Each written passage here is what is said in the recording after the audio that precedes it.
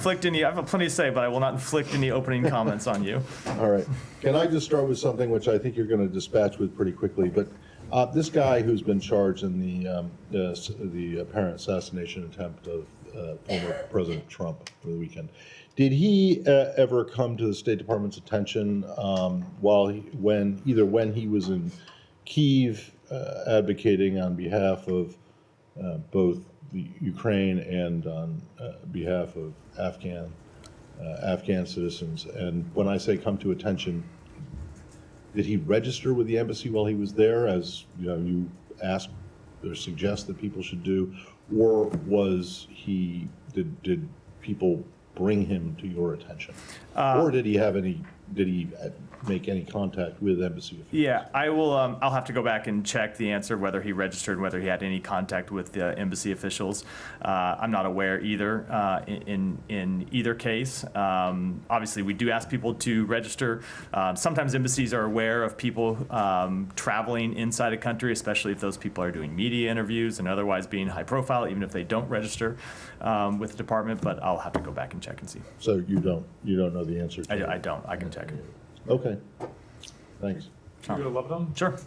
Well, just to begin with, in general, what does the U.S. know about what happened? There have been a series of deaths and injuries, apparently from exploding pagers. Was the U.S. have any knowledge? What does it know now, and when did it know about what has happened? So we are gathering information on this incident. I can tell you that the U.S. was not involved in it. The U.S. was not aware of this incident in advance, and at this point, we're gathering information. And what information have you gathered so far? We'll continue to collect information. I don't have any public readout to give now, but we're collecting information in the same way that journalists are across the world to gather the facts about what might have happened. Obviously, it doesn't take much guesswork who the most likely culprit would be in terms of doing this, in terms of who the enemy of Hezbollah is. Do you have any indications that to doubt that it would be Israel that was behind the... I don't have any assessment to offer one way or other at this point. And I know you're saying that, but in terms of what this means, I mean, there's been for a number of weeks the talk of dialing down, or at least not having a retaliation from Iran over, sort of a tit for tat, if you will. How does this play into it? Is there any message that you're sending to Israel in terms of what to do next, or for that matter to Iran, to Hezbollah, in terms of how to respond to this? So I never want to either comment or speculate about the impact of any one incident, especially in the early stages of an incident, and I'm not going to do so here. That's been our consistent policy to try and avoid doing. I will say that our overall policy remains consistent, which is we do want to see a diplomatic resolution to the conflict between Israel and Hezbollah. We want to see one that allows the tens of thousands of Israelis who've been displaced from their homes and the tens of thousands of Lebanese who have been displaced from their homes to be able to return home, and that's what we are continuing to pursue. I'll let others take it. Yeah, Mary. Just a couple of follow-ups on that, Matt. So how concerned are you about escalation now after this attack? So again, I don't want to draw any specific conclusions about this incident yet or speculate about what might happen from them. I will say that, of course, since October 7th, we have seen any number of incidents that have led to the heightened risk of escalation. That has been a feature of the conflict across the blue line since October 7th. And so we are always concerned about escalation. We are always concerned about any type of event that may cause further escalation. And it remains our message to both Israel and to other parties that they needed to do everything they can to try and reach a diplomatic resolution.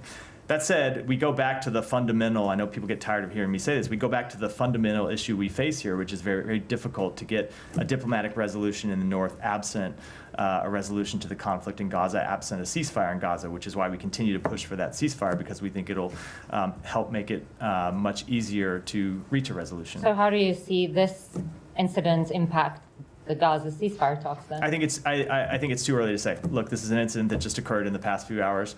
We're continuing to gather information about it. I wouldn't want to speculate or make any predictions about what might happen. A couple of things more. Hezbollah has accused Israel of sort of launching this attack. You said you were gathering information. Is there anything in that information that would lead you to sort of reject that accusation? I just don't want to offer any type of assessment on this incident, one way or the other, at this point. Are you trying to make an assessment, though? Like, in your gathering of information, are you going to be able to offer an assessment tomorrow or the next day? Or is the United States going to be completely like, this has nothing to do with me, I'm not going to We are continuing to gather information, and when we have something to say about it, we will certainly say it, but not before then. Okay, one final thing. Regardless of this incident, although it's a little bit hard to sort of leave that aside right now, but over the past couple of days, we have heard Prime Minister Netanyahu especially talk about how unsustainable it is in north, in the border. And last night, the cabinet basically said military action would be needed to allow thousands of residents to go back to their homes. They've effectively expanded the objectives of the war. So does the United States see military action from Israel more likely in light of that? So we agree that it is unsustainable for tens of thousands of Israeli families to be displaced from their homes, just as it is unsustainable for tens of thousands of Lebanese families to be displaced from their homes. All of them need to be able to return home. So then you go to the question of what's the best way to achieve them being able to return to their homes. And it is our judgment that a diplomatic solution is the best way to get them back to their homes. Because if you look at what a military conflict would entail, it's hard to see how that gets those families on either side of their border back to their homes quickly. So that's why we continue to push we continue to push for a diplomatic resolution of this conflict.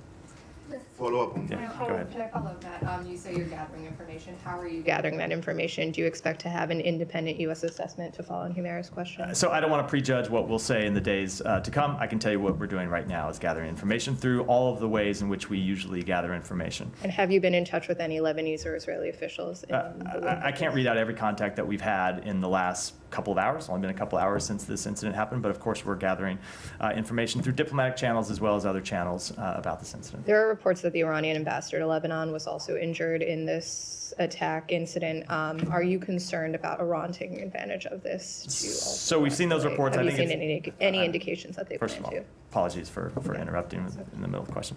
I've seen the reports. I don't want to speak to what the implications might be before a report is confirmed, but certainly, as is always the case, we would urge Iran not to take advantage of any incident, any instability, to try to add further instability and to further increase tensions in the region. That has been our message to Iran since October 7th. Go ahead. Just a quick follow-up, and you offered a line on it, but just to make sure it's airtight. So the U.S. was in no way involved in terms of supporting this operation, offering intelligence. In no way was the U.S. Correct. involved. Okay, and no part of the U.S. government, I understand you speak only for this department, but such disclaimers have been offered from state before. You were not given a heads up. We were not aware of this incident, no.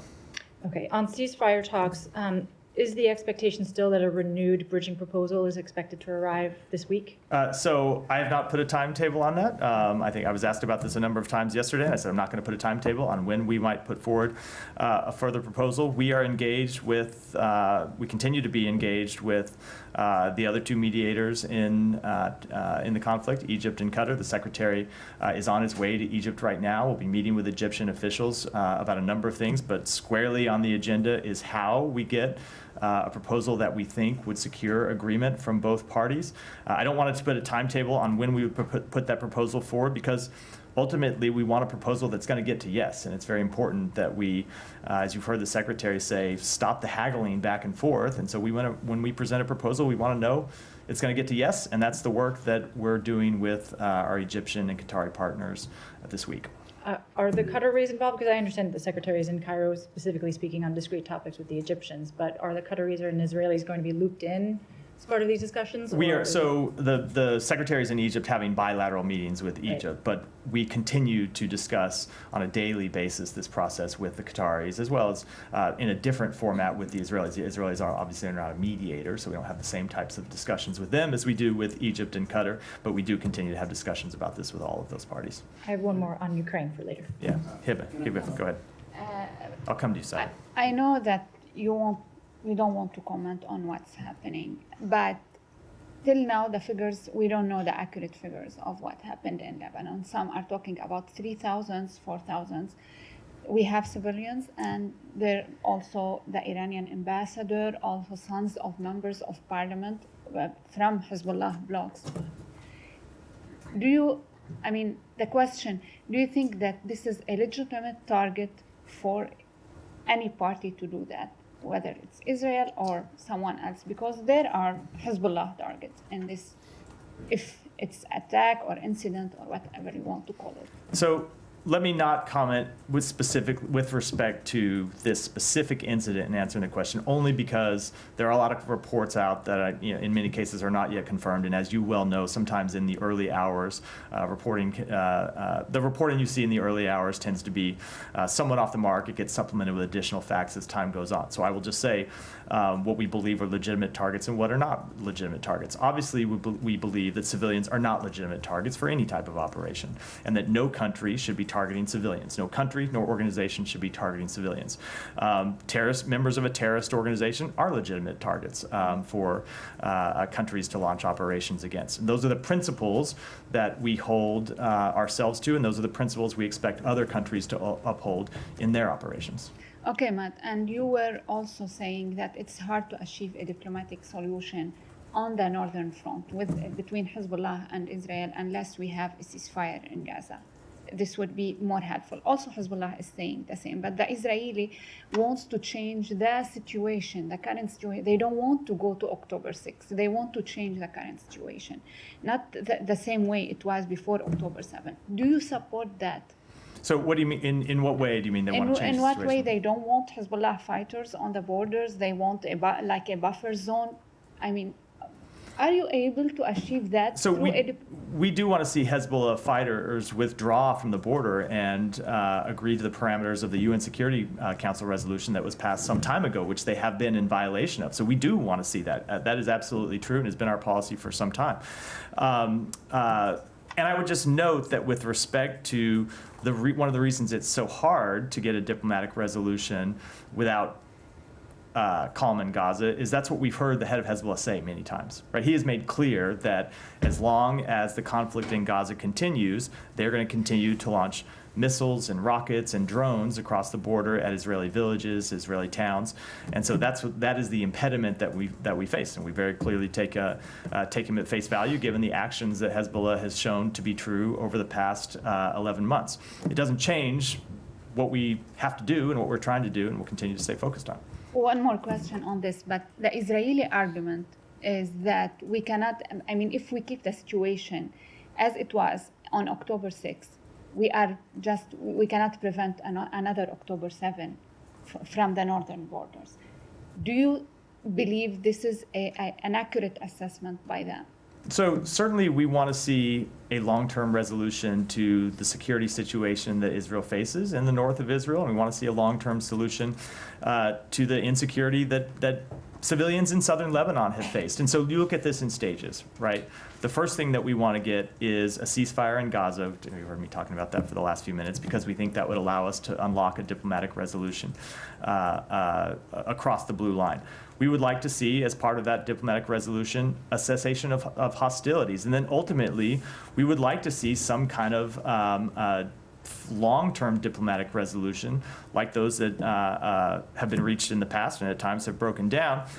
I'm not going to get into the details because those are the things that we would have to negotiate, but it all starts with a ceasefire in Gaza, and that's what we're working on. But to answer your question fundamentally, we don't want to see a situation where Israeli families in northern Israel are living in constant fear of their lives from terrorist attacks. We do want to see that situation change. The question is how you get there, whether you get there through a diplomatic resolution or whether you get there through military action, and it continues to be our firm belief that the best way to do it is through a diplomatic resolution. Matt, a follow-up on this. I promise I'd come to you, then you, Michelle. Go ahead. Again, as Heba said, you don't want to talk about it because you don't have any assessment yet, U.S. assessment, but things on the ground are moving. Hezbollah already is accusing Israel of considering this incident as an attack. The Israelis are putting their relative forces in high alert.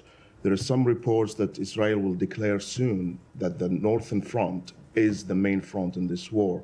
Do you still believe that your influence is capable of holding this conflict from not exploding into a regional war? Because it seems that it's slipping from your So hands. it is not, I understand why you posed the question to me. It's not just a question for the United States. It is a question for every party in the region. Of course, it's a first order question to Israel. It's a question to Hezbollah, but it is a question to all of the other countries in the region about what type of region that they want to live in. So the United States is going to continue to push for a diplomatic resolution. We're going to continue to talk to our partners in the region about the need to avoid any type of steps that would avoid escalation of the conflict. But ultimately, as is always the case, this is a question for parties in the region and what kind of world and what kind they want to live in and what kind of future that they want to have. We continue to believe that the solution to the situation in Gaza, the situation across the blue line, the broader instability that the region faces is to tone down the rhetoric, tone down the tensions, tone down the hostilities, get a ceasefire in Gaza, move to a diplomatic resolution in the north, and set the conditions for broader regional stability. But that requires actions not just by the United States, but by parties in the region who have some agency of their own. But I mean, you say it's not a question for the United States. No, it's not just one for us. I know why we get these questions, but the countries and entities in the region have agency too for the decisions that they make. And so we will continue to impress upon them what we believe is in their interest and what we believe is in the interest of the region. But these are decisions that countries in the region have to make and entities in the region have to make for themselves. But don't you see that you are putting your both hands on this conflict and not allowing somebody else to take any actions to pressure Israel? You're not allowing the UN Security Council to put any pressure, any other countries or international agency in the world who will criticize Israel with an action. You will go against it. So you are actually holding this conflict with two hands and not allowing others to act. So first of all, I think the evidence of the past 11 months would very much contradict the idea that we can prevent any country in the world from criticizing Israel, because there has been inordinate criticism of Israel. There have been resolutions passed at the UN. Countries are free to take the steps that they want. You have seen a number of them across the world do that. As for other countries, look, we are involved in this because we see it as our responsibility as one of the world's powers to try and get involved and reach diplomatic resolutions and try to bring stability. We would welcome other countries' involvement in trying to tone down tensions. We would welcome the involvement of other countries in trying to reach a diplomatic solution, either to the conflict in Gaza, as we've seen with Egypt and Qatar, directly engaged as mediators, or to the situation in the north. There is, in many cases, a paucity of other countries willing to step up and take that job. Matt, on this one, You would welcome Iran? We would certainly welcome Iran stopping funding terrorist organizations that are behind these attacks and behind much of this instability. Look, if Russia, let me say China, we've been very clear on a number of times that we would welcome their positive involvement. With Russia, Russia has this burgeoning security relationship with Iran. If they were to use that influence with Iran to tell them to tone down their support for terrorism, we would absolutely welcome it. Now, I don't think that's going to happen, but we would certainly welcome taking those steps. Just to make the point, to play devil's advocate here, when those countries tell you that maybe you should do something by toning down your support for Israel, you say, no, that's just not going to happen. Look, right? we obviously have a different assessment of what's productive and what's not. Go ahead. going back to Lebanon, you said that you consider targeting terrorists as a legitimate act. Then Hezbollah is a terrorist organization by the U.S. Does that mean that you support such operation that happened today and that targeted Hezbollah? So again, when I gave that answer, I said I want to be very clear that I'm not answering with any specificity regarding this incident, because we're continuing to gather facts on it. But in general, yes, of course we support operations to target Hezbollah militants who continue to launch terrorist attacks against civilians. Israel has a right to defend itself against terrorism and a right to carry out legitimate attacks against terrorists, not civilians, but terrorists. So as a general proposition, yes, of course. And one on Iran. Iran president has said today or yesterday We are brothers with the Americans. They should put an end to their animosity toward us by demonstrating their generosity in deeds. Do you have any comment on that? So certainly we have great fondness for the Iranian people. There are tremendous connections between the American people and the Iranian people. There is a large Iranian diaspora inside the United States and close family-to-family ties that we believe are incredibly important. But when it comes to the regime, ultimately we'll judge them by their actions, not their words. And if he wanted to show brotherhood with the United States or with other countries in the world, the way to show brotherhood would not be through rhetoric. It would be to stop arming and encouraging terrorist groups, to stop nuclear escalations and blocking the work of the International Atomic Energy Agency. It would be to stop plotting to kill political opponents, stop transferring missiles and drones to Russia, and ultimately stop cracking down on the human rights of its own people. Thanks. No, let me go to Heba. Let me go to Heba. Then Saeed, I promise you. Let me just Saeed. There's never been a briefing where I've skipped you. So Heba, go ahead. Just a follow up. When you are calling on other countries to step up in the region, who do you mean? I mean, I'm not asking you about China and Russia, but other countries. When are you talking for the Lebanese, for example? Who can step up? So my answer to that would be we would welcome any country that would play a positive role in trying to calm tensions in the region. So every country has different roles that they can play. Obviously, I'll just give you some examples. Egypt and Qatar are playing a direct role in trying to mediate the conflict in Gaza and reach a ceasefire. Other countries at times have been incredibly useful in delivering messages to Iran that it should refrain from any escalation. And we would encourage any countries in the region or outside the region for that matter to play productive roles in trying to de-escalate tensions. Thank you. So, Geeta, go ahead. In response to Michelle, you just said what Iran can do to help the situation. The Iranian president also said that he was willing to go back, adhere to the JCPOA. Now, are these items actions that you just mentioned, could those be maybe something that you would expect Iran to do before U.S. would be willing to engage? So I would say as a matter of first instance, before you talk about any sort of nuclear accords, Iran needs to stop blocking the work of the IEA. That's the first thing. They continue to block the work of the IEA, the legitimate work of the IEA. That is the first thing before you can even get into that type of discussion. Saeed, it didn't take too long. I want to ask you, what kind of message is Israel sending by doing this attack today, while a high-level American envoy to do precisely the opposite of what they did? What kind of message are they sending? Are they just saying, I want to understand further. I know. I mean, I'm just following up on that point. So, because Israel has like a tradition of doing that. I mean, every time there's a high-level American visitor, they either increase settlements, or they attack, or they increase their attacks and do things like this. So obviously, they're not really interested in what you're calling for in diplomacy. Isn't that true? So I don't have anything to add about this incident than what I said in response to the previous questions. I will say with respect to diplomacy, as I said in response to one of the other questions, countries have to make their own decisions, but we continue to believe that a military escalation to this conflict will not achieve Israel's goal of returning the people who have been displaced from their homes to their homes quickly.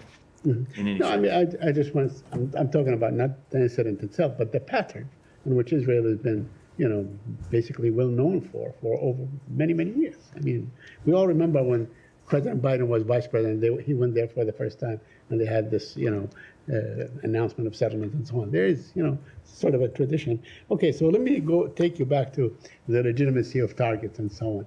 Yesterday, a group of settlers attacked a school in Jericho. They beat up the students, they broke their bones, they beat up the teachers and so on. Are they a legitimate target?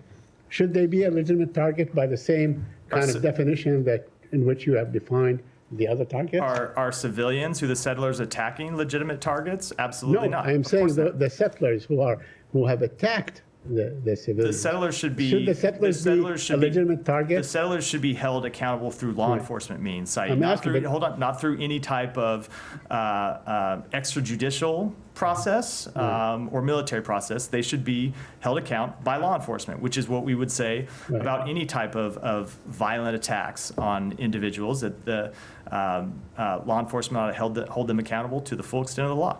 Although they do take the law into their own hand time and time again, very violently. Absolutely, which is why we believe they should be held accountable. And as you've seen the United States make clear through our own actions, if and when Israel does not step up and hold people accountable, we will do so ourselves. I know that you can, you in years past, you designated the Kahana group as a terrorist organization. Should, armed settlers like this, that you keep sanctioning and so on, be also named as terrorist organizations? I'm not going to speak to any type of designations before we would make that any such determination, but we will continue to hold extremist settlers accountable for violent actions. A couple more questions. Now, yesterday there were a group of UN experts that basically called Israel to be a pariah state. And, they're calling for, of course, a ceasefire and so on. And, because over what they termed as genocide. And my question to you is, back on June 10, there was a UN resolution, which you pushed for, which, you basically made a good case for. 14 people voted for it, or 14 members voted for it in the Security Council. Russia abstained and so on, but the resolution passed. So why not go back and try to implement this resolution? Will the president or will the United States take advantage of this UNGA meeting to basically enforce such resolutions? We are trying to enforce that resolution, Saeed. The way to enforce that resolution is to reach a ceasefire. If you remember what that resolution called for, it was for a ceasefire to the conflict in Gaza. Right. And the secretary is on his way to Egypt right now to try to finalize that ceasefire as one of a number of administration officials who have been working to get that ceasefire over the line in the past few weeks. But although it seems that the Israeli prime minister keeps moving the goalposts, he keeps moving the goalposts now, including Lebanon, including this and so on, as to the thing. They're the ones that keep changing the terms of the resolution that Hamas has agreed to, the mediators have agreed to, and so on. So while I'm not going to negotiate in public, Saeed, I think it is well known, it's been well reported, and I've spoken to it from here that we have seen Hamas make additional demands through this process. And finally, I know you said that you don't want to talk about a timetable as far as the new proposal is concerned and so on. Is it likely to occur between now and the gathering in New York next week? When I say I don't want to give a timetable, I mean it. We're talking. When I said I'm not going to give a timetable, I'm not going to then come and we're not talking about put time. a 4 or 5 day timetable, and I very much mean we're talking about the venue. Maybe they would take advantage. A venue that is time bound. So no, I'm not going to make any predictions. Now, can we go back to the Secretary's travels? Can you help us understand why he's not going to Israel on this trip, given every other trip to the region since October 7th he has? So I'm not going to speak to where he might fully go, because obviously he's on the trip. And sometimes we do add stops, which is not to say that we will be heading on to Israel. It's not something he intends to do now. He is traveling to Egypt for a couple of specific reasons. One, because we want to conduct this strategic dialogue with Egypt, something that we have been planning for some time. We have a number of important bilateral issues with Egypt that we want to discuss in the context of that dialogue. But two, there are some issues that we need to engage with the government of Egypt on as it relates to this ceasefire proposal that we are trying to bring to fruition. So that's why we're moving to. That's why he's in Egypt. They're one of the mediators. We have some discrete business to do with them when it comes to this proposal. I think it's important to do. And you didn't see it as important to then go to Israel and continue to try to build political pressure around this deal? The proposal is not ready to present to Israel at this point, so it would be premature to be presenting such a proposal or doing any other diplomatic engagements around it before we have it ready. And then one more on the American killed in the West Bank. Has the Israeli government identified which unit in the IDF was responsible for her killing yet? I don't know if they have. I'm not aware if they have. They may have to other people inside the department. I'm happy. Is the U.S. pressing them for this information to be able to conduct your own sort of assessment, whether U.S. weapons were involved, for example? We are pressing them for a full, transparent investigation. Obviously, as part of that investigation, it would include the unit. I don't think this is information that would be ultimately difficult to come by, and without saying what we will or won't do. Obviously, whenever there are any type of incidents such as this, it is the type of thing that we conduct our own assessments when it comes to fulfilling our own obligations under U.S. law. Is there any sense that it could be anything but a U.S. weapon given the number of weapons that are given to the IDF? I don't think I can say one way or the other when there's an ongoing investigation. Yeah, go ahead. Ukraine, unless there's Go other ahead. Middle East. Yeah. This morning, Ambassador Linda Thomas-Greenfield described President Zelensky's victory plan. First, she confirmed that the U.S. has seen it, and she said it lays out a strategy and a plan that can work. I just want to confirm first that Maine State Department has also seen the plan and shares this view. We were briefed on elements of the plan when we were in Kyiv last week, and yes, we share the Ambassador Thomas Greenfield's assessment. As President Zelensky has said, he looks forward to presenting that plan in detail to the president in the coming days and weeks, and I think we'll await that meeting before offering any kind of further conclusions about it. Is there a timeline associated with the implementation of the plan? I think I ought to let President Zelensky, whose plan ultimately this is, speak to the details of it. Okay, and on the question of Ukraine's use of long-range American-provided missiles in Russia, Secretary and Foreign Secretary Lamy said that discussions would continue during the UN General Assembly next week. First, want to confirm you have no policy announcements to make today. Correct. Regarding that. So if indeed this decision hasn't been made and hasn't been made tacitly, is it the U.S. view that the Ukrainians don't need this capability urgently enough that it merits additional weeks of discussion? I don't think you should draw any conclusions about us conducting the type of deliberate process that we have always conducted when it comes to providing Ukraine the tactical assistance they need, providing them the capabilities that they need to win this war. The Secretary spoke to this, and well, you were on the trip, you don't want to hear me repeat what he said about how we have to be deliberate and careful, and ultimately make sure that with everything that we provide them, there's a strategic rationale for doing so, and so we continue to engage in that process with them. Absolutely, but you and the Secretary have described this as a critical point for the Ukrainians, a pivotal point on the battlefield as well. So there's no concern about the length of this deliberative process regarding this one policy. No. As you've heard the Secretary of Defense say, there is no one capability that ultimately by itself is the magic wand that is decisive in this conflict. There are a number of different capabilities that taken together can help Ukraine win this war, and that's what we continue to provide them, and we will continue to assess whether there are additional capabilities, additional tactics, additional techniques that we ought to provide to them, and when we assess that it is in their interest, in the interest of the United States to do so, we'll do so. And just one additional point of attempted clarification. Is it the U.S. position that other Western countries who have provided long-range weapons to Ukraine should wait for consensus before they greenlight the use of their own weapons by the Ukrainians? So those are conversations that we have privately, and I think I'll keep those conversations in private diplomatic channels. Alex. Let me follow up on this question.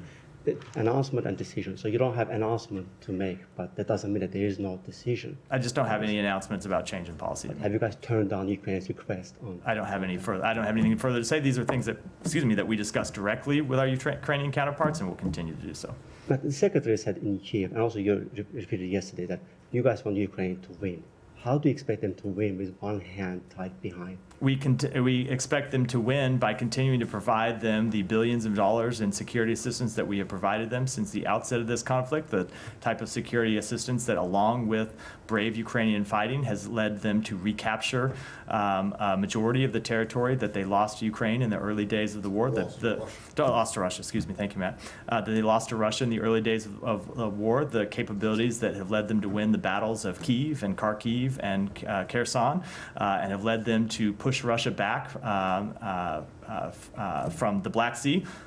Those are the types of policies that have shown success that we will continue to pursue. Thank you. We just discussed Iran minutes ago. Russia's Shoigu happened to be in Iran today. Do you have any evidence that the missiles that they have provided have been used on the battlefield? I don't have an assessment to offer of them having been deployed yet. Obviously, as you heard the Secretary announce, we have seen them be delivered to Iran. I do not yet have an assessment. Russia, man, I'm all over the place. To Russia, I do not yet have an assessment of them having been used on the battlefield. And I also want to follow up on what you just told my colleagues about Iran's capabilities, nuclear capabilities. We have seen reports that some of them are very compelling, suggesting that Iran might have nuclear capabilities before the end of this administration. If that's true, why should we trust any word coming out of Iranian president's mouth? So give me a break with it if that's true. So you're going to take a report that has not been verified and say if that's true. It continues to be our policy that Iran will not get a nuclear weapon, and we are committed to that. Thank you. I have one more on Georgia, if I may. Let me go, only because we're short. Let me go. Thank you. U.S. has imposed sanctions on a Chinese research institute and several companies involved in supplying Pakistan ballistic missile program.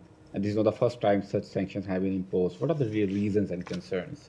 So the United States is committed to strengthening the international non-proliferation regime by taking action against networks supporting activities of proliferation concern. We have been clear and consistent about our concerns with Pakistan's ballistic missile program for many years. The executive order action that was taken last week follows our October 2023 and April 2024 designation of 6 PRC entities and 1 Belarusian entity that have worked to supply Pakistan's missile program, as well as the listing of numerous Pakistani and third country entities on the Department of Commerce entity list for decades. So you called Pakistan a partner fought with the United States in war against terrorism, sacrificed more than 80,000 lives and infrastructure worth billions of dollars, and still paying a price after they pull out of American forces from Afghanistan.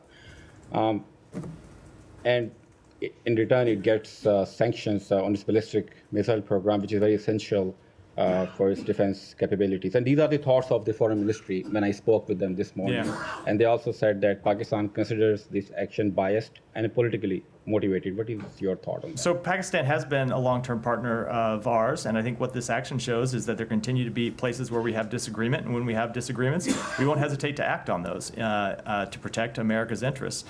It has been our long-standing policy to deny support to Pakistan's long-range ballistic missile program, and we will continue to use our sanctions and our other tools to ensure our national security cannot be impacted, and that the U.S. financial system cannot be used by proliferators. Go ahead. Thanks, Matthew. What's the Secretary's reaction to the House Foreign Affairs Committee doing a markup of a resolution to hold him in contempt of Congress for not complying with the subpoena to appear before the committee related to its report about the withdrawal from Afghanistan? So we continue to not understand why the committee has chosen to take this step. As I said in response to a question from Matt yesterday, the Secretary has testified 14 times before Congress on Afghanistan. 4 of those times have been before this committee, including one appearance that was exclusively focused on Afghanistan. That was the sole subject of the hearing. We cooperated with their investigation into Afghanistan, provided them with documents, provided them with witness interviews. And we have tried to accommodate their request for a hearing. They asked for a hearing this Thursday. Obviously, the Secretary is traveling, trying to advance a ceasefire. He's not able to be there because he's doing the important business of the United States. But we've said we would make the Deputy Secretary available, and we have offered the Secretary to appear at a later date. And so we wish. Later date? These are negotiations that we have with the committee. But we've offered a later date when he's not traveling overseas, conducting important foreign policy interests of the United States, or otherwise engaged in these critical meetings that he has to do on behalf of the country. We have offered his testimony, and if they're fixated on this date, we have offered the testimony of the Deputy Secretary, and we wish that they would take yes for an answer rather than moving to this extraordinarily unnecessary and unproductive step. But he will show up for a hearing. You guys are not fighting the subpoena in court. They have. We are not at that point yet. They have moved directly to contempt when we were in what we thought was the middle of the type of negotiation process that the Supreme Court has said Congress must carry out when it comes to asking for testimony from executive branch officials. They asked for his testimony. We told them that we would engage with them on a date. They sent a subpoena. We told them that he was traveling to work to try to secure a ceasefire on the date of their subpoena, but we would be happy to accommodate them in other ways. And they, for some reason, have moved to this extreme step. I can't explain it, but we will continue to make clear to them that we will accommodate their legitimate oversight interests to the extent we can. But when it comes to just picking one date and saying the secretary has to be here when he has for some time planned to travel overseas to try to advance the foreign policy interests of the United States, that is not the type of legitimate accommodation process that the Supreme Court has said the Constitution requires. And finally, Russian President Vladimir Putin is directing the army to add 180,000 troops, bringing the total number to 1.5 million. This would make Russia's army the second largest worldwide, overtaking the U.S. Army, which is in third place currently. How is the U.S. planning to respond to this move? Does this concern Western allies at all? Well, let me just say first, it's another sign of the desperate choices that Putin has had to make to sustain this war. You've already seen it be an extraordinary drain on the Russian economy. You've seen Russia pay an extraordinary cost in deaths and casualties, hundreds of thousands of Russians who have been killed or wounded in this conflict. And this action just shows that he continues to be committed to sacrifice the lives of thousands, hundreds of thousands of his fellow citizens for this needless war. Thank you. Yeah. Just wanted to follow up on Saeed's question on the school in the West Bank. Yeah. So earlier this year, you announced a policy of sanctioning Israeli settlers who commit violence against Palestinians, and since then you've sanctioned several settlers. But you have also said that the establishment of settlements themselves in the West Bank is inconsistent with international law.